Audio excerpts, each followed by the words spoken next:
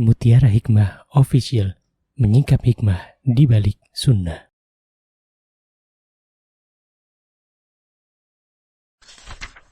Salurkan donasi terbaik Anda untuk mendukung dakwah Mutiara Hikmah Official.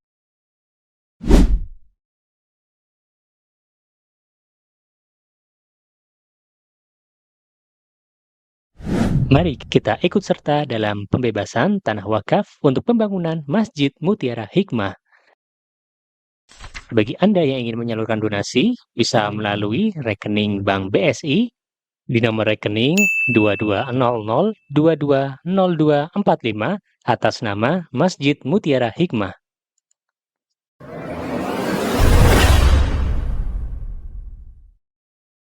Baik, ibu-ibu yang saya cintai karena Allah, yuk bismillah kita belajar kembali memantaskan diri menjadi istri-istri yang salihah, karena sesungguhnya ladang pahala yang Allah berikan kepada kita itu sungguh banyak. Seorang istri akan menjadikan sarana untuk berbakti kepada suaminya sebagai jalan untuk menuju surganya Allah Subhanahu wa Ta'ala. Hari ini kita insya Allah masuk ke bab kelima ya ibu-ibu ya. Silakan dibuka halaman 61. Sudah, bagi teman-teman yang belum ada bukunya, karena memang Masya Allah ya, panitia berkabar kalau buku ini katanya sudah tidak dicetak lagi. Ya barusan ya ada tazkiyah berkabar bahwa buku ini katanya nggak dicetak lagi. Beliau tanya ke penerbitnya langsung, karena beliau penasaran kok di online nggak ada, di offline kok nggak ada gitu ya, Masya Allah. Jadi mohon ibu-ibu kalau yang masih ada buku boleh diajak teman-temannya, begitu ya. Baik, halaman 61. Sampai halaman berapa ini? Coba kita buka dulu ya. Dari halaman 61 sampai halaman berapa ibu-ibu? Sampai halaman 64. Ya kan? 61, 62, 63, 64. Baik, satu bab ini ibu-ibu, di sini kita akan belajar tentang sebuah tema. Bagaimana nasib kita di akhirat. Subhanallah. Bu, siapa yang pengen Allah masukkan ke surga boleh angkat tangan. Masya Allah. Saya juga maulah angkat tangannya. Siapa yang gak mau masuk surga? Ya Masya Allah. Dan ternyata jalan tol seorang istri untuk memasuki surganya Allah adalah dengan berbakti kepada suami. Subhanallah. Dan bersyukurlah kepada Allah ketika Allah Subhanahu wa Ta'ala memberikan kesempatan untuk kita bisa menjadi seorang istri. Karena banyak di luar sana yang usianya sudah di atas 30 tahun. Nggih mboten? Bahkan kemarin saya di Jakarta dengar ada seorang wanita usianya 45 tahun belum nikah. Ya, sibuk berkarir, akhirnya ketika mau menikah laki-lakinya udah pada nggak mau. Subhanallah. Jadi kita bersyukur kepada Allah. Tidak semua wanita yang ada di luar sana diberikan kesempatan oleh Allah Subhanahu wa Ta'ala untuk menikah. Siapa yang memudahkan kita mendapatkan pasangan hidup yang sampai hari ini kita masih merasakan bahwa suami kita adalah seorang yang wajib kita taati? Siapa yang memudahkan itu semuanya? Allah. Maka bersyukurlah kepada Allah, Zat yang maha baik yang telah memilih kita. Jadi ibu-ibu di sini nih Masya Allah hamba-hamba pilihannya Allah. Ya, tidak semua wanita diberikan kesempatan ketika hidup itu untuk merasakan bagaimana berumah tangga. Subhanallah. Ada yang sampai meninggal tuh nggak berumah tangga. Saya pernah jumpa juga dengan seorang akhwat di Surabaya. Usianya sudah tidak lagi muda. Ya, beliau memang tidak menikah Surabaya. Ya, dan saya katakan, ibu ada pengen nggak sih bu menikah? Pengen Ustazah. Tapi usia saya sudah di atas 50. Jadi yang beliau lakukan sekarang adalah membantu majelis taklim. Ya, jadi kalau pas lagi butuh kan biasanya banyak tuh relawan-relawan. Nah beliau paling awal tuh. Udah pokoknya saya pertama deh, apa yang dibutuhkan oleh majelis taklim saya siap membantu. Masya Allah, lihat jalannya ke situ.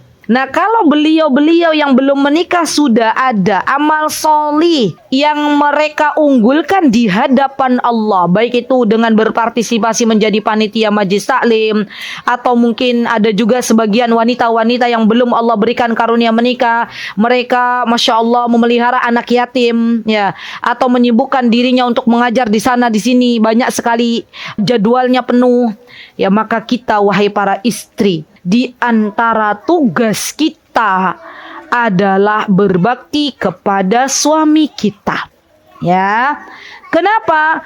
Karena bakti atau tidaknya kita di dunia ini menentukan nasib kita di akhirat, ya akhwat. Subhanallah. Menentukan nasib kita di akhirat. Yuk kita lihat bagaimana Syekh Abdul Razak membahas ya dalam buku 11 sifat istri salihah, ya Masya Allah, di mana beliau menjelaskan dengan dalil-dalil yang bersumber dari Al-Quran dan Sunnah. Beliau menyebutkan dari Imam An-Nasai, ya, kata beliau dalam kitab beliau As-Sunanul Kubra. Jadi Imam Nasai ini termasuk salah satu imam hadis. Ya, ibu-ibu, imam hadis ini siapa aja yang ibu-ibu kenal? 1, Imam Bukhari. 2, Imam Ahmad, bolehlah.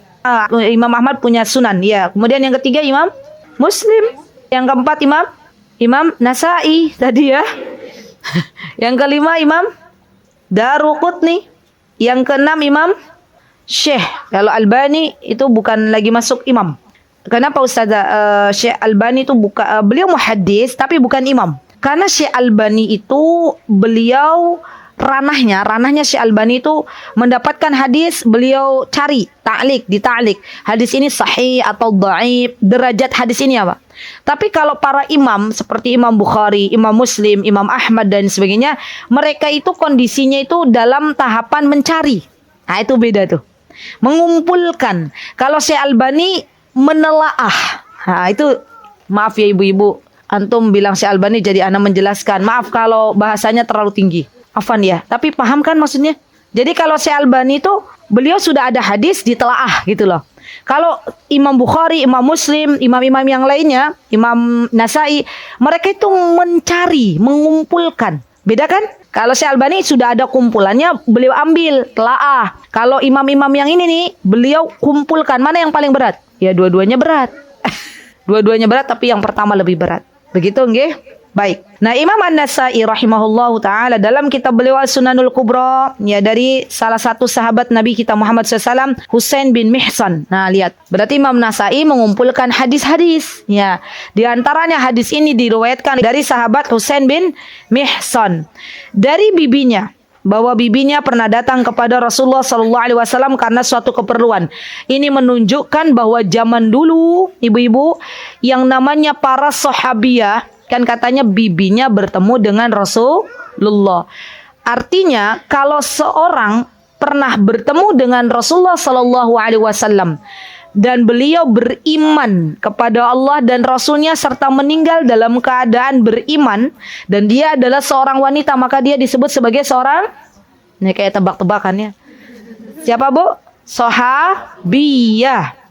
Sahabi laki-laki. Sahabiyah perempuan. Karena ini perempuan, maka disebut sebagai seorang sahabiyah. Sahabiyah ini sebutan bagi seorang wanita yang beriman kepada Allah dan Rasulnya dan meninggal dalam keadaan beriman. Zaman dulu kala, ibu-ibu, para sahabiyah ini Masya Allah rajin sekali bersemangat menuntut ilmu. Sampai-sampai kalau ada sesuatu yang mereka belum ketahui, mereka bertanya kepada Rasulullah SAW. Jadi Masya Allah mereka itu nggak malu. Kalau memang ada suatu hal yang mereka tidak ketahui atau belum mereka ketahui, maka mereka langsung bertanyanya kepada Rasulullah Sallallahu Alaihi Wasallam. Kecuali ketika Rasulullah sudah meninggal dunia, maka yang menjadi rujukan utama bagi para sahabi. Lihat, para sahabi berarti laki-laki. Dan para sahabiah adalah ibunda Aisyah radhiyallahu anha. Masya Allah. Jadi Aisyah itu bayangkan aja ya, sosok di mana dulu waktu Rasulullah sudah wafat tuh banyak didatangi oleh para sahabat tanya gitu ya. Dan tak lupa para sahabat ketika bertanya juga di balik hijab, nggak langsung, Ibunda Aisyah saya mau bertanya, enggak. ya, tapi ada hijab, baik itu kain ataupun dari balik dinding. Ya, mereka bertanya. Dan ini menunjukkan, masya Allah, bahwa para sahabiah dari zaman Rasulullah SAW mereka bersemangat untuk mencari tahu apa yang mereka belum ketahui. Dan di sini menunjukkan bahwa yang namanya bertolabul ilm, mencari ilmu, ini adalah kebiasaan yang pernah dilakukan oleh para sahabiah. Masya Allah. Baik, bibinya Husain bin Mihsan, ya, beliau datang kepada Rasulullah SAW karena ada suatu keperluan. Masya Allah. Maka tatkala ia selesai dari keperluannya, ya, macam-macam. Para sahabat datang, emang ngapain Ustazah? Datang ke Rasulullah. Ya, biasanya mereka menanyakan sesuatu. Atau bahkan ada kisahnya sahabiah itu, ibu-ibu seperti Ummu Sulaim, datang kepada Rasulullah bukan untuk meminta, tapi untuk menyerahkan anaknya, Anas bin Malik. Ingat kisahnya Ummu Sulaim? Siapa yang tahu Ummu Sulaim, ya akhwat, boleh angkat tangan. Ayo. Pernah dengar Ustazah tapi lupa? Iya nggak ibu-ibu, begitu nggak? Iya, ya. Kenapa? Karena kita belajarnya separuh-separuh. Ya. Ummu Sulaim itu seorang sahabiah. Masya Allah. Beliau ibunya Anas bin Malik. Beliau datang kepada Rasulullah bukan untuk meminta keperluan, bukan untuk bertanya, tapi beliau mencarikan guru terbaik untuk putra tercintanya, yaitu Anas.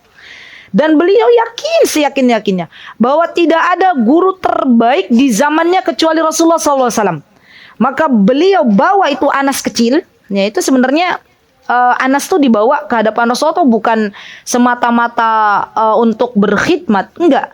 Tapi kata para ulama memang sengaja Ummu Sulaim mencarikan guru terbaik, yaitu Rasulullah Sallallahu Alaihi Wasallam. Dan cara Anas belajar kepada Rasulullah tuh dengan banyak-banyak bermuamalah. Nah, kan selama ini kita mendengarnya, oh Anas tuh pembantunya Rasulullah gitu ya. Oh Anas tuh asistennya Rasulullah. Padahal kalau kita kulik-kulik ya perjalanan Ummu Sulaim membawa Anas bin Malik di hadapan Rasulullah, maka sejatinya sebenarnya Ummu Sulaim tuh ingin mencarikan guru terbaik. Siapa guru terbaik kala itu? Rasulullah Sallallahu Alaihi Wasallam. Maka disinilah Ummu Sulaim menitipkan Anas kecil kepada Rasulullah Sallallahu Alaihi Wasallam. Dan Rasulullah pun, ya Masya Allah, menganggap Anas bukan hanya sekedar asisten, bukan hanya sekedar khadimah, tapi Anas bin Malik Rasulullah SAW anggap sebagai putranya, maksudnya sebagai orang terdekat. Ya, Masya Allah. Dan tidak ada didikan yang terbaik di kala itu, ya akhwat, kecuali didikan dari Nabi kita Muhammad Sallallahu Alaihi Wasallam. Baik, maka setelah bibinya Husain bin Mihsan menyelesaikan keperluannya, maka Nabi berkata kepadanya, ya Masya Allah, dan ini bagian dari pedulinya Rasulullah SAW kepada para umatnya, ya, termasuk dari orang-orang yang ditemui oleh beliau. Jadi Rasulullah tuh kalau ketemu sama siapa saja, Bu, beliau itu menyelipkan wejangan-wejangan. Tahu wejangan? Nasihat. Contoh, Rasulullah sedang berjalan dengan Abdullah ibnu Abbas, ya. Maka ketika itu Rasulullah SAW memberikan wasiat kepada Abdullah bin Abbas kecil, ya, dengan sebuah wasiat, wahai ibnu Abbas, ihfadillah yahfadka, jagalah Allah, maka Allah akan jaga engkau. Rasulullah lagi bareng sama anak-anak. Apakah ketika itu Rasulullah hanya makan saja? Ternyata tidak. Rasulullah selipkan sebuah wasiat, ya, sebuah nasihat. Ya ghulam, kul biyaminik. Kata Rasulullah, wahai anak kecil, makan pakai tangan kanan, gitu kan ya. Dari sini nih teman-teman, kita bisa belajar bahwa dengan siapapun kita bergaul, baik dengan nenek-nenek, ataupun dengan teman sebaya, ataupun dengan anak-anak yang lebih muda, maka yuk kita contoh Rasulullah, kita selipkan wasiat-wasiat terbaik, nasihat-nasihat terbaik, karena bisa jadi nasihat itulah yang bermanfaat untuk saudari kita. Saya kalau pas pulang ke rumah nih habis kajian, anak-anak berhamburan, ya ini Ummu Maryam, ya Maryam di sana, ya. Itu Masya Allah, saya disambut tuh sama anak-anak, Ustazah Aziza gitu ya. Masya Allah, rasanya punya anak banyak ibu-ibu ya. Terus pada salim. Terus saya bilang, lagi ngapain? Ada yang lagi main, ada yang lagi apa tuh, dagang-dagangan ya, ngambil daun. Memang di kami dibiarkan begitu aja, biar mereka enjoy, nyaman. Terus saya ikut beli biasanya. Ustazah mau beli apa Us? Gitu. Mereka senang, Masya Allah. Kemudian nanti ketika mereka senang, baru saya tanya pelan-pelan. Udah sarapan belum nak? Misalnya kalau ketemunya pagi, udah Ustazah, tadi pakai apa sarapannya? Cerita begini-begini. Siapa yang ngasih sarapan? Allah. Alhamdulillah. Sudah, saya tinggal. Ya, selipkan sedikit-sedikit. Ingatkan mereka dengan Allah, dengan Rabbnya. Dan itu bagian dari akhlak yang mulia ya akhwat. Dimanapun kita berada, yuk bismillah, kita ingatkan saudara kita dengan Allah subhanahu wa ta'ala. Kita ingatkan dengan kemahabaikannya Allah. Ibu-ibu lagi kumpul sama besti. Kan ibu-ibu sukanya kumpulnya sama siapa? Sama besti ya. Ibu-ibu kumpul ya. Terus ibu-ibu bilang gini, alhamdulillah ya. Maksudnya bahasanya bukan hanya innalhamdulillah nahmadu, enggak harus ya. Ibu-ibu bilang gini, alhamdulillah ya. Alhamdulillah kita bersyukur ya sama Allah. Masya Allah suami kita orang-orang baik. Alhamdulillah anak kita banyak di maba. Alhamdulillah gitu loh. Jadi secara tidak langsung tuh mengingatkan teman kita untuk lebih bersyukur kepada Allah. Gitu ya ibu-ibu ya. Siap? PR atau PR? Kemarin ada PR enggak? Yo, ada PR enggak? Cek. Kayaknya ada. Menggunakan wewangian di depan suami. Ibu-ibu sudah menjalankan PR-nya? Sudah. Wangi-wangiannya, parfumnya, pilihan suaminya. Sudah? Apa yang dipilih oleh para laki-laki? Rasa apa? Bau apa? Apa Mbak Firda? Katanya bebas? Masya Allah. Allahu Akbar. Bebas katanya. Mbak apa? Wangi apa yang dipilih oleh suaminya? Vanilla. Masya Allah. Ada lagi? Maksudnya biar jadi bahan referensi buat umat lain gitu loh. Kalau suaminya bilang, kita bilang beb mau parfum apa? Terserah dirimu Dede. Kita bingung lagi. Ada vanilla kata temenku enak gitu ya. Biasanya parfumnya ibu-ibu tuh rata-rata apa sih aromanya? Melati katanya ya. Masya Allah. Suaminya suka nggak tuh kalau melati? Apa? Min mungkin ya, ada min gitu, enak kali, seger kali ya. Mawar. Nggak, untuk para laki-laki itu biasanya mungkin suka yang bau-bau seger. Oh, Masya Allah. Itu kalau nggak terbiasa itu kayak nyong-nyong. Tapi kalau suaminya terbiasa is okay. Kami tuh pernah tuh suami ada yang kasih oud gitu ya. Oud asli dari Madinah dipakai di Indonesia ya. Terus saudara pas lewat, kok bau minyak wangi nyong-nyong katanya. Terus bilang, ini bukan nyong-nyong, ini oud.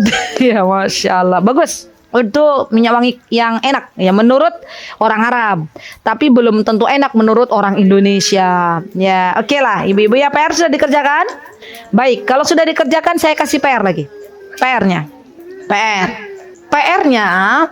ibu-ibu, hari ini nanti setelah bubar kajian nih, Allah pertemukan dengan siapapun itu. Berarti kata Mbak Fida, berarti saya ketemu Ustazah dong gitu. Karena habis kajian beliau yang antar ya. Ya, ketemu siapa saja, baik itu besti, suami atau anak-anak, tolong selipkan pesan untuk saling mengingatkan kebesarannya Allah. Apapun itu. Kata Mbak Fida, aku ngingetin apa ya ke Ustazah gitu ya. Kayaknya Mbak Fida sudah mulai berpikir seperti itu. Ya, nanti gimana lah Mbak nanti ya. Ya. Ketemu sama siapapun orangnya, tulis Mbak, tulis. Karena kalau PR nggak ditulis tuh kadang lupa. Ditulis. Ya. Setelah kajian ini, Allah takdirkan ibu-ibu ketemu sama siapa aja. Ya. Kalau sesama panitia boleh Ustazah, boleh. Ya. Ingatkan kebesarannya Allah di tengah ibu-ibu sedang berbicara dengan siapapun. Sudah? Bagi emak-emak yang bawa anak kecil ya berarti kan anak.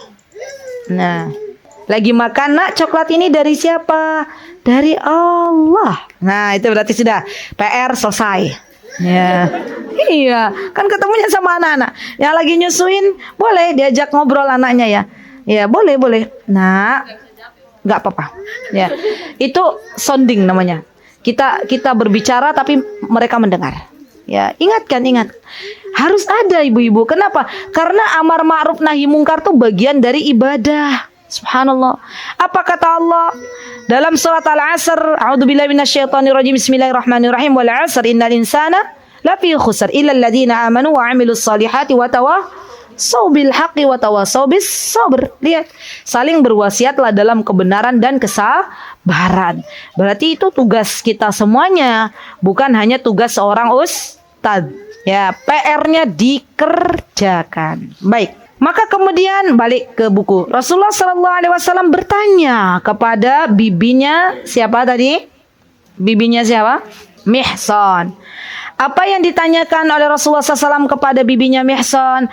Adzatu zaujin anti? Lihat pertanyaan Rasulullah luar biasa. Rasulullah bertanya, kamu punya suami enggak? Gitu ya. Apakah engkau memiliki suami? Kalau bahasa secara formalnya. Tapi kalau enggak, kamu masih punya suami enggak? Gitu kan ya. Bahasanya begitu.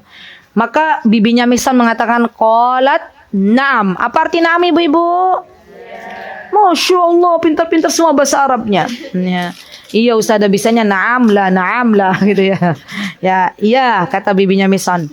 Maka Rasulullah mengatakan, lihat, Masya Allah ya, Rasulullah tuh Masya Allah ya. Lihat, dengan siapapun beliau bertemu, beliau ingatkan tentang negeri akhirat. Beliau ingatkan tentang kebesarannya Allah.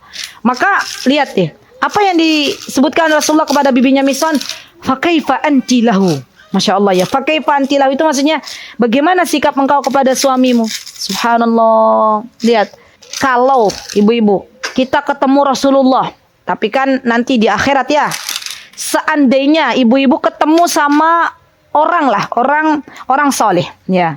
Terus orang soleh itu bilang, saya ketemu dengan orang soleh di sini siapa ya? Orang soleh di sini. Dengan siapa ibu-ibu? Yang di Maba deh, jangan jauh-jauh. Ustaz Firanda, ya misalnya ya, contoh. Ibu-ibu ditanya dari balik hijab sama Ustaz Firanda, gimana sikapmu kepada suamimu? Ibu-ibu jawab apa? Fulana, kata Ustaz Firanda. Gimana sikapmu kepada suamimu? Itu kira-kira pertanyaan makjleb gak sih ibu-ibu? Boro-boro jawab, kita langsung astagfirullahaladzim gitu ya. Itu rasa-rasa tuh kayak pertanyaan tapi berat untuk jawab. Begitu ya kira-kira ya. Subhanallah. Qalat, lihat. Kata bibinya Mihsan, qalat. Siapa yang berkata qalat? Beliau, seorang perempuan. Ma'aluhu illa ma'ajizu anhu. Subhanallah. Lihat jawabannya keren banget nih wanita ini. Masya Allah. Padat, jelas, dalam. Ya, apa jawabannya Mbak? Yang paling ujung saya lupa namanya Mbak siapa? Paling ujung. Mbak Dara. Kalau saya tanya sekarang, Mbak Dara, alhamdulillah status sebagai seorang istri? Alhamdulillah. Bagaimana sikap Mbak Dara kepada suami? Jawabannya nggak usah lihat buku. Ya jujur. Bagus, jujur itu baik. Ya alhamdulillah. Kayaknya ini mewakili kita semua deh ya. Masya Allah. Iya nggak ibu-ibu? Atau suaminya sendiko dawuh gitu ya. Baik Mbak Dara, terima kasih, jazakillah khair. Ya Masya Allah, ini mewakili kita semuanya ibu-ibu ya. Ada nggak di antara ibu-ibu yang suaminya bilang, Beb, gitu ya, misalnya, hari ini nggak usah ngaji dulu, boleh nggak temenin aku? Inji. Atau kita bilang, tapi kan ini ngajinya sebulan sekali, Cin. Ya. Besok udah Ramadan lagi, gitu ya. Ketemu habis Lebaran. Ya. Bukankah aku ngaji juga untuk bakti kepadamu? Ada nggak yang model begitu tuh? Masya Allah. Negonya halus ya, Masya Allah. Coba lihat yuk jawabannya bibinya Mihsan bilang gimana. Masya Allah. Kata beliau, ma'aluhu illa ma'ajizu anu. Aku, kata beliau, tidak mengurangi haknya. Masya Allah. Berarti artinya bibinya Mihsan ini memenuhi hak suaminya. Masya Allah. Kecuali jika aku tidak mampu melakukannya. Pertanyaannya, dijawab bareng-bareng ibu-ibu. Hak suami kita yang pertama ini kan kita sudah belajar nih 1, 2, 3, 4. Ini sesi kelima nih. Hak tuh sesi pertama itu. Ya, di murojaah ini. Hak suami kita 1. Ibu-ibu jawab. Nggak usah, malah pada dibuka bukunya. Kan ini dalam kehidupan kita sehari-hari. 1. Ibu-ibu yang pada punya anak nih, ayo. Hak suami 1. Bu-ibu enggak usah dibuka bukunya. Kan ibu-ibu sebelum menikah dulu inget enggak pada belajar di KUA? Enggak ada ya? Belajar pranikah zaman sekarang ada loh. Ada kok dulu. Masih inget enggak pelajarannya? Lupa. Ya, Masya Allah. Kenapa kita lupa? Karena nun sewu nggih. Kita itu terkadang ilmu tuh hanya sebatas dicari, saya tuh belum diamalkan. Jadi lupa. Ya, coba kalau ilmu itu dipakai, maka Allah Azza wa Jalla akan tetapkan. Masya Allah. Yuk, 1, hak suami kita ditaati, ya kan? Hak suami kita ditaati. 2, dilayani. Masya Allah. 3, Masya Allah, dijaga hartanya. Masya Allah. 4, dijaga kehormatannya. 5, disayangi. Ibu gak sayang sama suami? Ya, kan tuh haknya mendapatkan kasih sayang dari istri. Disayangi. 6, ayo ibu-ibu dipikir. Betul, di antara haknya suami dijaga oleh kita, dijaga penglihatannya. Artinya apa? Kita ketika berada di depan suami kita dalam posisi menyenangkan. Ya, oke. 7, ya itu dijaga pandangannya ya. 7 ibu-ibu, ditutupi aibnya. Iya enggak? Nah, menjadi pakaian itu kan saling menutupi aib. Ya, subhanallah. Jadi zaman sekarang ibu-ibu ada banyak para istri yang berusaha memviralkan. Waduh, memviralkan apa? Memviralkan kesalahan suaminya. Bahkan dijadikan sebagai bahan untuk gunjingan ya di tengah-tengah para ibu-ibu. Suamiku itu memang tipenya begitu, dia kalau naruh anduk sembarangan. Ya, yang satunya bilang, oh mending suamimu naruh anduk sembarangan. Itu loh suamiku begini-begini. Ada nggak di kalangan ibu-ibu kalau lagi kumpul yang jadi bahan obrolannya suaminya masing-masing? Ada di negeri Konoha. Ya, di sini nggak ada, insya Allah. Ya, maka penting bagi kita untuk mencari teman-teman yang salihah. Karena kalau kita kumpulnya sama teman-teman salihah, obrolannya seputar apa ibu-ibu? Kajian, iya kan? Kajian di maba ada jadwalnya apa aja ya, gitu kan? Anak-anak, iya nggak sih ibu-ibu? Anak-anak kita ini bentar lagi liburan, pada mau kemana sih liburannya? Kan begitu-begitu aja. Atau masakan, iya kan? Hari ini masak apa ibu-ibu? Ada yang punya ide masakan? Seputar-seputar itulah. Nggak nyampe insya Allah kita itu pada tahap suami jadi bahan gunjingan, gak ada. Insya Allah, biiznillah. Ya, maka perlu bagi kita untuk memperhatikan hak ini. Jangan membuka aib suami kita di hadapan banyak orang. Ya, walaupun itu adalah teman kita, kecuali ada kecualinya. Kapan kita boleh ya menceritakan tentang sesuatu dari aib suami? Ketika kita mencari sebuah solusi dan itu diceritakan di hadapan orang yang memang layak kita ceritakan, ya, tidak ke sembarang orang.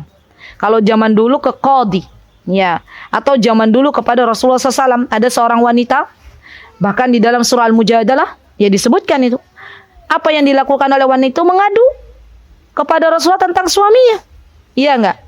Bahwa suaminya berkata kepada dirinya dalam surat Al-Mujadalah itu, suaminya berkata kepada dirinya bahwa kamu itu seperti punggung ibuku. Ya, itu kan berarti aduan. Ya, ada lagi yang mengadu kepada Rasulullah, ya Rasulullah, suamiku tuh orangnya bakhil, pelit, koret, gitu kan. Ya, itu kan mencari solusi. Ya, bukan hanya sekedar memberitahukan aib suami kita di hadapan banyak orang. Maka ini perlu diperhatikan. Karena bibinya Misan mengatakan, aku tidak mengurangi hak suamiku. Subhanallah, kecuali dalam sesuatu yang memang kita tidak mampu. Dan ibu-ibu yang saya cintai karena Allah, pentingnya komunikasi dalam rumah tangga itu diantaranya adalah ketika ibu-ibu ingin membicarakan tentang sesuatu yang memang ibu-ibu nggak mampu, bicarakan dengan baik. Jangan cuma diem-dieman aja. Ya, suaminya apa? Manggil. Ya, Cin. Ya, ibu-ibu lagi dalam kondisi apapun, kita bilang apa? Labbaik. Labbaik itu apa, Bu? Injih. Gitu lah bahasa orang Jawa nih. Sendiko dawuh gitu ya. Orang Medan apa Mbak? Mu Maryam? Antum mau Maryam kan? Kalau dipanggil sama suami kan kalau orang cowok enje, bahasa Medannya apa? Oh, iya bahasa Indonesia. Oh, sama ya. Iya katanya. Kalau orang mana lagi nih Ibu? Hah? Oh, wong Jawa kromo. Cin, dalam. Udah dalamnya pakai bahasanya dalam. Orang Sunda apa orang Sunda? Apa? Naon? Naon tuh udah lembut ya, Bu? Naon tuh lembut? Naon tuh lembut? Naon itu lembut atau enggak? Tapi sudah tahap lembut itu naon? Enggak tahu saya. Tengah-tengah lah ya. Ya, teh, nyai, naon gitu ya. Oh, Masya Allah. Intinya kita mendekat dulu. Kemudian setelah mendekat ibu-ibu, kalau memang ada sesuatu yang perlu didiskusikan, maka diskusikan. Ya, maaf ya Cin, kalau hari ini saya belum bisa totalitas dalam berbakti kepadamu, dikarenakan tadi malam ada tugas dari panitia kajian, misal contoh ya. Untuk ngapain? Untuk rekap, misal. Jadi yo sekarang tuh kayaknya mata saya separoh gitu ya, separoh melek, separoh enggak, misalnya. Kita bilang, ya. Berarti kan memang kita nggak mampu memberikan yang lebih kepada suami kita. Ya kan pengennya suami ketika kita dipanggil kan mata kita siap dan siap dan oke. Ada yang bisa saya bantu? Kan begitu. Nah, coba ibu-ibu bayangkan malam tidurnya kemalaman ngerekap entah ngerekap apa yang direkap. Ya, suaminya pagi-pagi manggil, Beb, Cin, gitu. Ini mana? Kok nggak ada sarapan? Gitu. Biasanya udah disediakan sarapan. Ibu-ibu, ya habis subuh tidur lagi karena saking ngantuknya. Ya langsung datang dalam keadaan kusut, gitu misalnya ya. Maka bilang, maaf ya Cin, kalau aku belum bisa menyenangkan dirimu pagi ini. Wah, Masya Allah. Bilang, Bu. Ya, jangan nggak bilang. Jangan sampai suami kita nggak tahu apa yang terjadi di malam hari. Ibu-ibu nggak tidur, ibu suaminya udah tidur duluan ke negeri mana gitu ya. Kita masih ngerekap ya. Nah, tiba-tiba ibu-ibu pagi-pagi tuh dalam keadaan lemes, layu gitu ya, loyo. Ibu-ibu datang ke suami. Suaminya kalau kita nggak memberitahukan kepada suami kita akan seuzon kepada kita. Ini gimana toh istriku? Gak semangat sekali toh? Ya, ketika saya berjumpa dengannya, buru-buru tersenyum. Atau ibu-ibu sakit gigi? Ya bilang. Ya, maaf ya Cin, semalam aku gak bisa tidur karena sakit gigi. Masya Allah ya. Kalau kita belajar tentang komunikasi suami istri itu bersesi-sesi kajian loh. Kenapa? Karena ini sesuatu yang penting ibu-ibu. Banyak rumah tangga tuh kandas di tengah jalan tuh karena tidak adanya komunikasi yang baik antara suami dan istri. Padahal komunikasi ini bagian dari ilmu. Maka belajarlah untuk menjadi seorang istri yang menyenangkan suami. Baik. Maka kemudian Rasulullah mengatakan qala, Masya Allah ya, unduri aina anti minhu. Subhanallah. Kata Rasulullah, wahai bibinya Misan, lihatlah ya, di mana posisimu dari suamimu. Fa innahu jannatuki wa naruki, karena sesungguhnya suamimu itu adalah surgamu dan nerakamu. Masya Allah. Dan kita tahu di dalam agama kita itu seorang istri yang mentaati suaminya maka ia akan dibukakan pintu surga manapun yang dikehendaki. Rasulullah pernah bersabda, idza salatil mar'atu khamsaha wa shamat syahraha wa ta'at ba'laha wa hafizat farjaha wa qila laha udkhuli min ayyi abwabil jannati syi'ti. Gitu kan ya? Kalau seorang wanita, seorang istri menjaga salat 5 waktu, puasa di bulan Ramadan, taat kepada suaminya dan menjaga kemaluannya, maka baginya boleh memasuki pintu surga dari pintu surga manapun yang dikehendaki. Berarti ini kan jalan tol masuk surga. Itu yang pertama. Yang kedua ibu-ibu, bahwa ridhonya suami ini sebagai kunci surga kita. Masya Allah. Rasulullah SAW pernah bersabda, ayyuma mra'atin matat. Ya Allah, semoga kita bagian dari yang disebutkan oleh Rasulullah. Ayyuma mra'atin matat, siapapun wanita yang dia meninggal dunia, matat, itu meninggal dunia. Dan kalau disebutkan matat berarti yang meninggal itu perempuan. Kalau laki-laki mata, ini matat ya. Wa zaujuha anha radin. Masya Allah. Siapapun wanita yang dia meninggal dunia dan suaminya ridho. Masya Allah. Ridho suami itu tiket masuk surga, Bu. Masya Allah. Apa kata Rasulullah? Dakhalat al-jannah. Maka Allah masukkan dia ke dalam surga. Ya Allah. Saya sering ingatkan diri saya, Bu, dan ibu-ibu semuanya. Saya itu sering mengingatkan diri saya, ibu-ibu, dan teman-teman semuanya, bahwa sesungguhnya kalau kita mau tidur ya ibu-ibu, yuk ini untuk kita semuanya. Coba deh, mulai dibiasakan. Begini, kenapa saya katakan ini? Alhamdulillah ya, saya sudah mulai jalan nih. Makanya ayo saya ajak ibu-ibu semuanya. Mau tidur itu, coba kita lihat. Ya kita ngobrol sama suami. Dan ngobrol sama suami kita tuh ibadah loh. Jadi yang namanya suami istri tuh jangan tidur duluan gitu loh. Suaminya tidur duluan, istrinya masih nguprak di dapur, masih ngepel nyapu, ya. Atau istrinya yang tepar duluan. Ya, suaminya belakangan. Ya, kenapa? Karena mungkin ada kerjaan kantor. Jadi yang namanya tidur tuh enaknya kita bareng. Ya, ini tips ya ibu-ibu. Dan sebelum tidur tuh ngobrol. Sudah toh, udah bersih gitu, udah kondisinya wangi semua tuh kamar ya. Suaminya pakai mewangian, istrinya pakai wangian ya gitu ya. Terus bilang ke suami kita, Cin, ibu-ibu manggilnya apa toh? Beb, apalah ya. Kalau seandainya hari ini ada tingkah laku saya yang kurang mengenakan, mohon dimaafkan ya. Pernah nggak ibu-ibu begitu? Atau pas Idul Fitri aja? Atau pas tanggal muda dapat transferan? Coba deh dibiasakan. Kalau pas momennya tepat itu, masya Allah ngena tuh di hati suami tuh. Bener. Yang mungkin aslinya awalnya tuh, nggak suka sama istrinya misal. Istrinya tiba-tiba begitu. Maaf ya, kalau selama ini aku kurang mengenakan dirimu, belum mampu jadi istri yang solihah. Jazakallah khair sudah menemani anak dan anak-anak gitu ya, masya Allah. Ya Allah Bu, bayangkan ya Bu, kalau malamnya kita bilang begitu, suami kita bilang begini, iya dek. Kalau manggilnya kakak adek ya, iya dek, aku juga minta maaf kalau selama ini belum mampu untuk menjadi suami yang baik bagimu, ayah yang baik bagi anak-anakmu, gitu kan? Ya, udah maaf-maafan, mau pelukan lah, mau apa terserah. Ya. Kita tidur, besok kita nggak dibangunkan sama Allah, sudah matat meninggal dunia. Suaminya bilang gini, kita udah meninggal dunia, ya. Suaminya bilang gini ke teman-teman yang hadir. Aku ridho ya ke istriku. Sudah, istriku tuh masya Allah belahan jiwaku gitu ya. Kan biasanya laki-laki gitu ya. Kalau ditinggal sama istrinya tuh kayak ada bagian yang lepas gitu ya. Itu saya dapat cerita dari orang yang pernah ditinggal sama istrinya. Tapi kalau istri tinggal sama suami rata-rata ya ibu-ibu ya, itu ya rodo-rodo kuat, dikuat-kuatkan kali ya. Walaupun mungkin sedih tapi beda. Makanya kenapa banyak para ibu-ibu janda itu mereka bertahan tuh, masya Allah sampai nenek-nenek. Ya.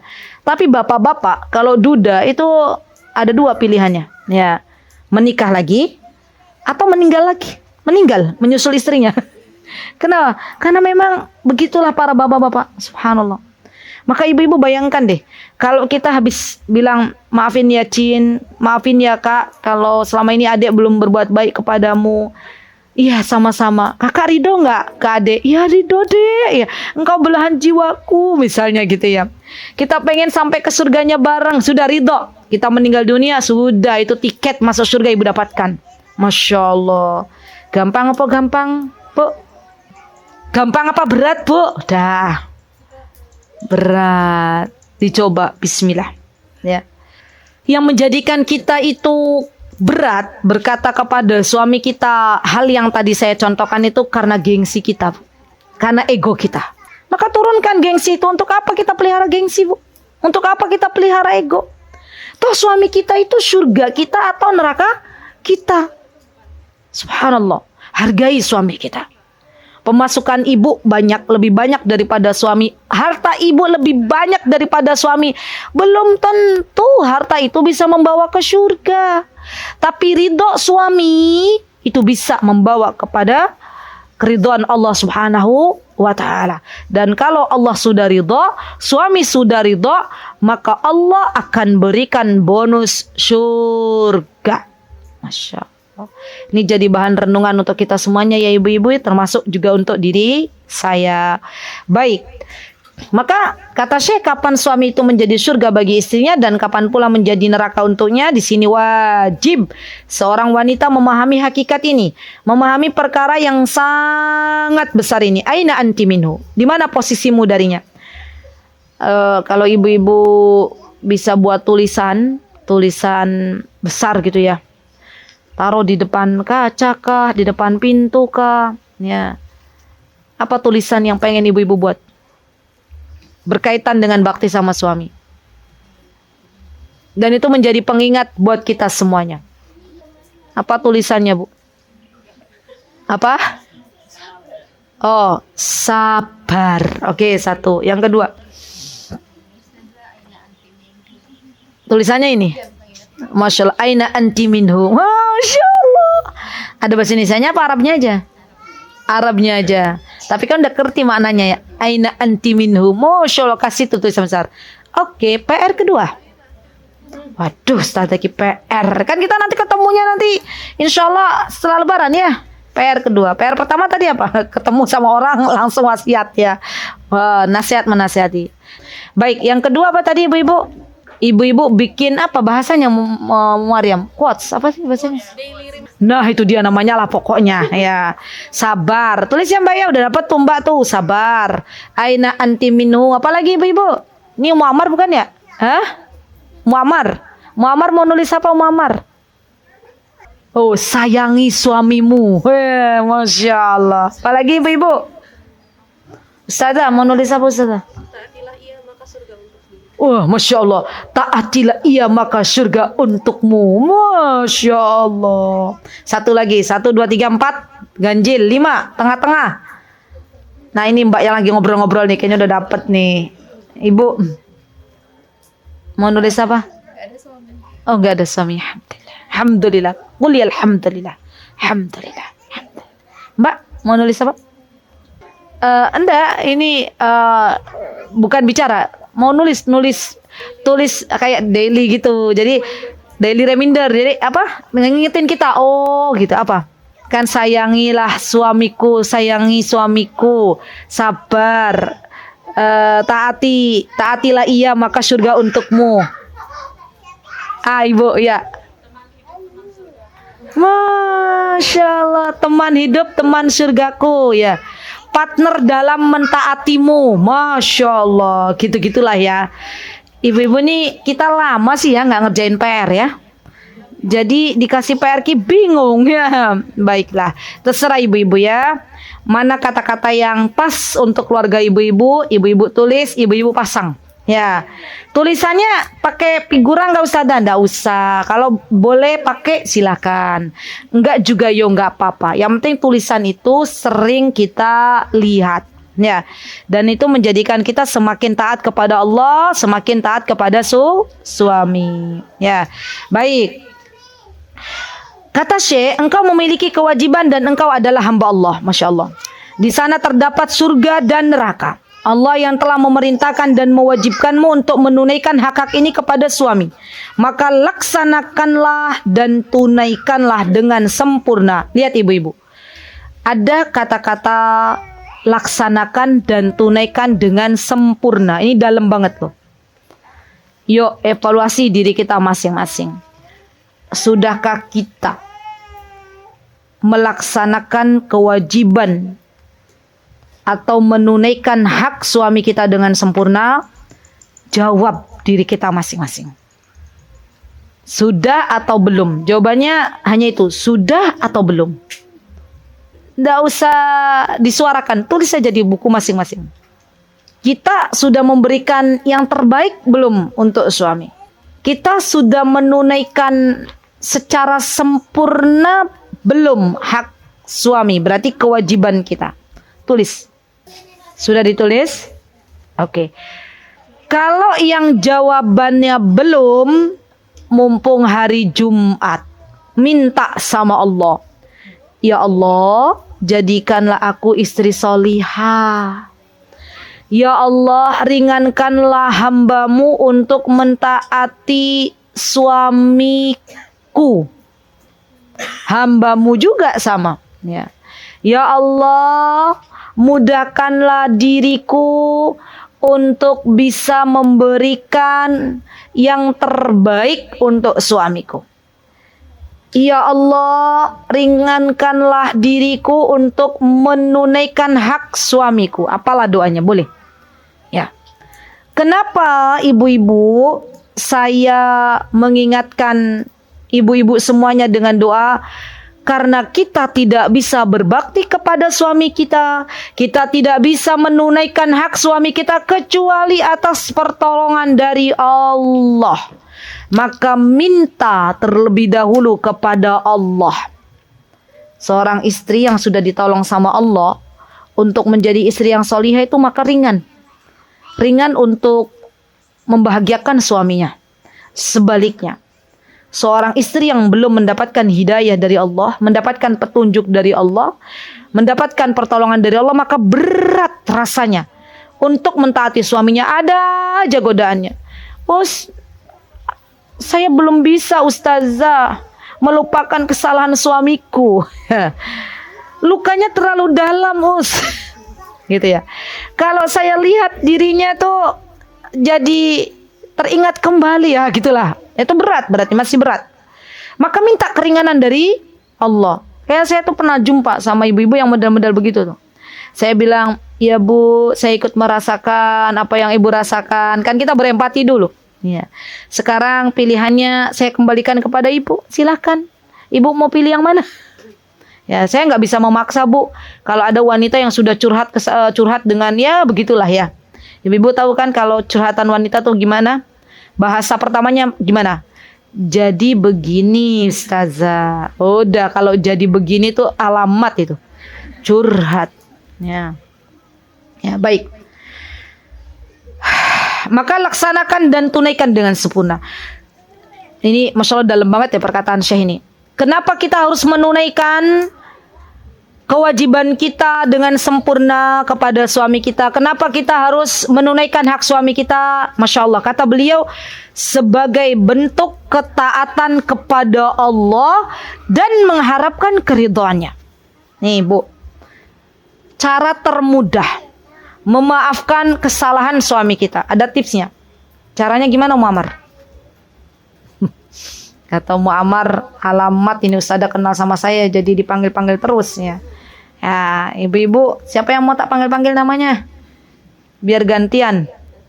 Ya, Mbak siapa? Mbak Dara sudah. Ustazah sudah. Siapa lagi mau tak panggil? Mana Mbak Widi? Mbak Widi mana? Oh, Mbak Widi namanya. Oke, Mbak Widi. Masya Allah. Allahumma barik. Semoga Allah jadikan adik. Masya Allah. Masih kecil sudah duduk di majlis ilmu. Allahumma barik. Semoga Allah jadikan sebagai anak yang salihah. Amin. Masya Allah. Baik. Cara memaafkan suami kita itu gampang, Mbak Widi. Caranya gimana, Ustaz? Caranya gini. Kita memaafkan suami kita tuh bukan karena dia. Bukan. Bukan karena suami kita, bukan. Tapi karena Allah. Dah itu aja. Ibu kalau ada pilihan ya, pilihannya dunia lah yang kelihatan. Ada seseorang datang kepada kita, bilang ke kita, pilih yang mana? Mau memaafkan suamimu, nanti dapat uang 10 M, ya, atau tidak memaafkan suamimu? Ibu pilih yang mana? Hah? Memaafkannya karena uang 10 M? Contoh misalnya 10 M tuh ada di rekening gitu loh. 10 M loh, buat apa tuh? Kata Mbak Rifda. Kata Mbak Rifda, Ustazah buat umrah sekeluarga besar. Oh, Masya Allah. Ya, kita doakan semoga Mbak Rifda ya Allah mudahkan untuk pergi umrah dengan keluarga besarnya. Amin. 10 M cukup enggak Mbak Rifda? Haji malah gitu ya, Masya Allah. Coba kalau ibu-ibu dikasih pilihan begitu, dikasih 10 M memaafkan suami atau nggak memaafkan sama sekali dan ibu-ibu nggak dapat 10 M itu? Pilih yang mana? Yang pertama. Tapi saya maafinya karena Allah loh. Iya dapat bonus 10 M gitu ya. Masya Allah. Lihat ibu-ibu. Kita tuh kalau masalah urusan dunia yang kelihatan tuh gampang untuk bersegera dalam kebaikan. Tapi Bu, lihat, ada sesuatu yang Allah sembunyikan di balik itu. Ketika seorang wanita memaafkan kesalahan suaminya untuk mengharapkan ridha Allah, maka Allah akan berikan surga beserta isinya. Masya Allah. Dan surga beserta isinya itu jauh lebih banyak daripada 10 M. Gitu ya ibu-ibu ya. Jadi ingat-ingat ini, poin ini diingat-ingat. Ya, saya tahu bagaimana perasaan seorang istri yang pernah dilukai oleh suaminya.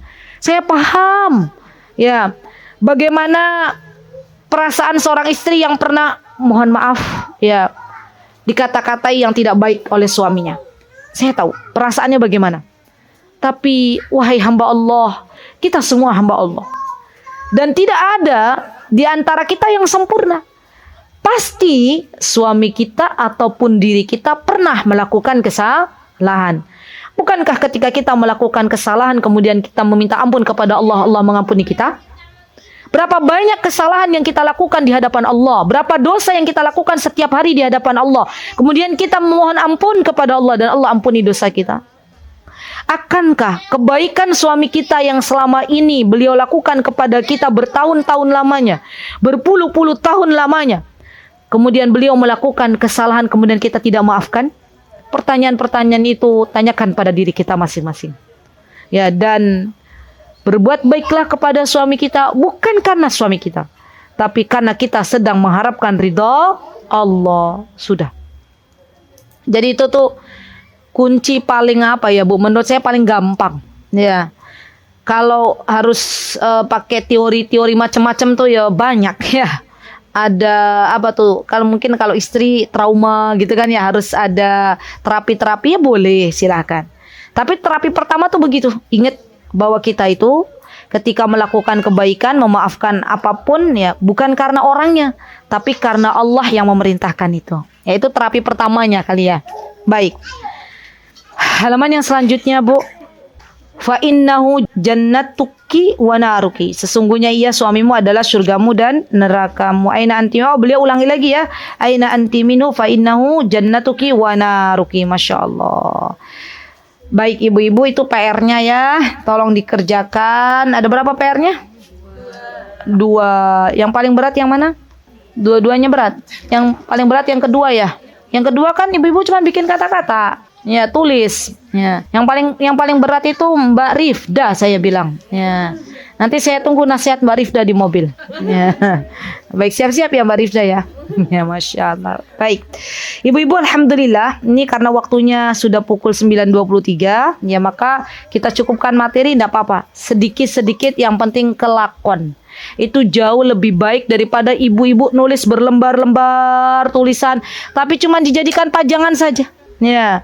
PR-nya dikerjakan dan semoga Allah Azza wa Jalla berikan kepada kita keringanan untuk mentaati suami kita.